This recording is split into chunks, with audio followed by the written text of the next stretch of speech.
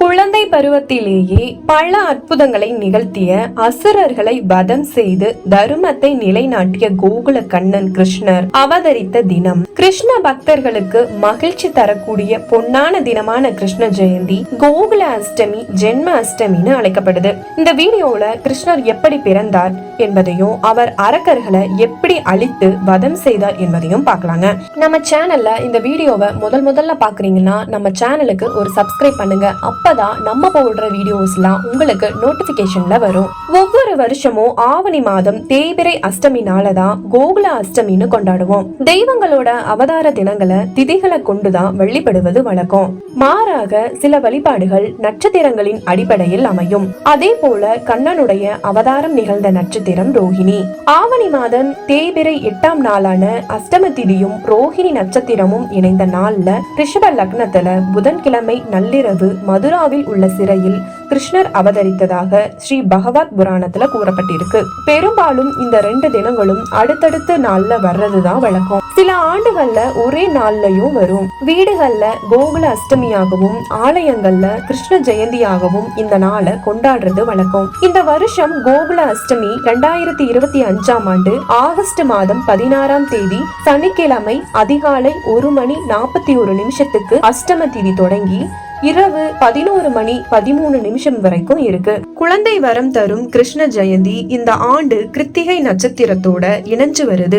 August மாதம் 17ஆம் தேதி ஆவணி காலை 6:49 ரோஹிணி நட்சத்திரம் துவங்குது. இந்த வருஷம் கிருஷ்ணனுடைய 5252வது பிறந்த தினமாம். பல காலமா குழந்தை பாக்கியத்திற்கு காத்திருக்கிறவங்க கிருஷ்ண ஜெயந்தி அன்று விரதம் இருந்து குழந்தை கிருஷ்ணரை வழிபட்டால் அடுத்த ஆண்டு கிருஷ்ண ஜெயந்தி அன்று கிருஷ்ணரே வீட்டில் குழந்தையாக வந்து பிறப்பார் என்பது நம்பிக்கை. சிறு பிள்ளைகளுக்கு கிருஷ்ணர் லீலைகளையும் அவர் செய்த குறும்புகளையும் கதையாக எடுத்து சொல்லுங்க. கம்சன் என்ற அரக்கனை அழிக்கத்தான் விஷ்ணு கிருஷ்ணர் அவதாரம் எடுத்தாருன்னு கேள்விப்பட்டிருப்போம். அப்போ கம்சன் அரக்கனா இருந்தா எப்படி கிருஷ்ணரை பெற்றெடுத்த அம்மா தேவகி மனித இனத்தை சேர்ந்தவங்களா இருக்க முடியும் என்ற சந்தேகம் இருக்கும். கம்சன் பிறக்கும் போது சாதாரண மனிதராகவும் தன்னோட சகோதரி தேவகிக்கு பாசம் நிறைந்த அண்ணனாவும் தான் இருந்தாரு. தன்னோட தங்கச்சி தேவகிய வாசுதேவருக்கு திருமணம் செஞ்சு வச்சிருக்கிறாரு. திருமணம் முடிஞ்ச பிறகு கம்சன் வாசுதேவரையும் தேவகியையும் ஒரே தேர்ல தானே தேரோட்டியா இருந்து அழைச்சிட்டு போயிருக்காரு. அப்போ வானத்துல அசுரரி மூலமா உன்னோட தங்கைக்கு பிறக்கும் 8வது குழந்தை மூலமாக உனக்கு அழிவு நேர போகுதுன்னு அசுரரி சொல்லிருக்கு. அதுவரை சாதாரண மனிதனாகவும் பாசக்கார அண்ணனாகவும் இருந்த கம்சனுக்கு நாரதர் வந்து போன ஜென்மத்துல நீ காலனீமி என்ற அசுரனா பிறந்த, அப்போ விஷ்ணு பகவான் உன்னை அநியாயமா வதம் செஞ்சாரு, இந்த ஜென்மத்திலையும் உன்னை கொல்ல போறாருன்னு சொல்லியிருக்காரு. அந்த நிமிஷத்துல இருந்துதான் கம்சனுடைய அசுரத்தன்மையும் அசுர சக்தியும் கிடைச்சிருக்கு. உடனே வாசுதேவரையும் தேவகியும் சிறையில அடிச்சிருக்காரு. தன்னோட மருமகன்னு கூட பார்க்காம தேவகிக்கு பிறக்கிற எல்லா குழந்தையும் கொடூரமா கொலை செஞ்சுட்டு வந்திருக்காரு. அப்போ 8வது குழந்தையா கிருஷ்ணர் பிறந்ததும் விஷ்ணு பகவான் உதவியோட கோகுலத்தில் தன்னோட நண்பர் நந்தகோபருக்கு பிறந்த பெண் குழந்தைக்கு பதிலா கிருஷ்ணரை மாத்தி வச்சுட்டு வந்திருக்காரு. கம்சன் 8வது குழந்தை பெண் குழந்தையா என்ற சந்தேகத்துடனே சுவற்றில் அடிச்சு கொல்ல முயற்சிக்கும் போது, அட முட்டாள் அரசனே, உன்னை கொல்ல பிறந்த குழந்தை யசோதை கிட்ட கோகுலத்தில் வளர்கிறான், உனக்கு அழிவு நிச்சயம் என்று சொல்லிவிட்டு அந்த பெண் குழந்தை பகவதி அம்மனா தோன்றி மறைஞ்சு போயிருக்கு. இப்போது கம்சன் முன் ஜென்மம் பற்றி பார்ப்போம். கம்சன் முன் ஜென்மத்துல காலநீமி என்ற அசுரனா பிறந்திருக்காரு. இந்த காலநீமிக்கு 2 விதமான கதைகள் சொல்லப்படுது. அதுல ஒண்ணு சந்திரதேவன் குரு பகவான் பிரகஸ்வதி உடைய மனைவியை கடத்திட்டு போன போது ஏற்பட்ட யுத்தத்துல சந்திரனுடைய ஆதரவா அசுரர்களும் அசுரர்களுடைய குருவான சுக்ராச்சாரியாரும் உதவி பண்ணிருக்காங்க. குரு பகவான் பக்கம் சிவ பகவான், விஷ்ணு பகவான் மற்றும் எல்லா தேவர்களும் உதவி பண்ணி ரொம்ப பெரிய ஒரு யுத்தமே நடந்திருக்கு. அப்போ விஷ்ணு பகவான் காலநீமி என்ற அரக்கனை போர்ல வதம் செஞ்சிருக்காரு. அதனால விஷ்ணு பகவானையும் மற்ற உயிரினங்களையும் பழிவாங்கிறதுக்காக கம்சனா பிறந்திருக்காருன்னு ஒரு கதையில சொல்லப்படுது. மற்றொரு கதையின்படி ராமாயணத்துல காலநீமி என்ற அரசன் பிறந்திருக்காரு. இந்திரஜித்துக்கும் லக்ஷ்மணுக்கும் நடந்த யுத்தத்துல இந்திரஜித் அசுரத்துல மூச்சுக்கு போராடிட்டு இருந்த போது வைத்தியர் ஒருவர் சஞ்சீவினி மூலிகை இருந்தால்தான் சரி செய்ய முடியும்னு சொன்னதும் அனுமான் உடனே பிரம்மாண்டமான உருவம் எடுத்து இமயமலையை நோக்கி பறந்து போயிருக்காரு. அப்போ இந்த விஷயத்தை தெரிஞ்சுக்கிட்ட இந்திரஜித் காலநேமி என்ற அசுரனை அனுப்பி ஹனுமானை இமயமலையிலேயே வதம் செஞ்சிருன்னு சொல்லியிருக்காரு. ஹனுமானுக்கும் காலநேமிக்கும் நடந்த யுத்தத்துல ஹனுமான் காலநேமிய வதம் செஞ்சிருக்காரு. அடுத்த ஜென்மத்துல கம்சனா பிறந்திருக்காருன்னு சொல்லப்பட்டிருக்கு. ஸ்ரீராமனின் அவதாரத்தை ராமாயணம் என்னும் இதிகாசம் சொல்லப்பட்டிருக்கு. ஸ்ரீ கிருஷ்ணரின் அவதாரத்தை மகாபாரதம் என்னும் தர்மத்தை நிலைநாட்டக்கூடிய இதிகாசமாகவும் இந்த உலகம் கொண்டாடுது. கிருஷ்ணர் தன் வாழ்நாள் முழுவதும் பல்வேறு இன்னல்கள் மற்றும் சவால்களை சந்திச்சிருக்காரு. தேவகியின் கர்ப்பத்தில் பிறப்பதற்கு முன்பு அவருடைய தாய்மாமன் கம்சன் கிருஷ்ணரை கொல்ல துடித்துக் கொண்டிருந்தார். நள்ளிரவு நேரத்தில் சிறையில் பிறந்த கண்ணன் தாயை பிரிந்து கோகுலத்தில் அனைவரின் செல்லப்பிள்ளையாக வளர்ந்து பலவிதமான அற்புத லீலைகளை நிகழ்த்தினாரு. தன்னை அழிக்க பிறந்த குழந்தை எதிரியை வதம் செய்ய பல்வேறு அரக்கர்களை அனுப்பினாரு. அதுல பூதகி என்ற அரக்கியை அனுப்பி கிருஷ்ணரை வதம் செய்ய சொல்லுவாரு.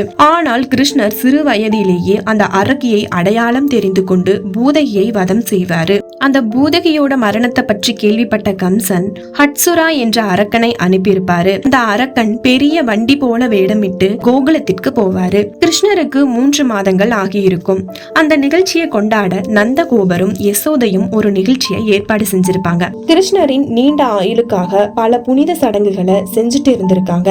அந்த நேரத்துல மர வண்டியின் கீழ் படுத்திருந்த கிருஷ்ணரை யசோதை கவனிக்க மறந்துடுவாங்க. அப்போது அந்த அரக்கன் கிருஷ்ணரின் மேல் வண்டியை ஏற்றி நசுக்கி கொள்ள நினைப்பாரு.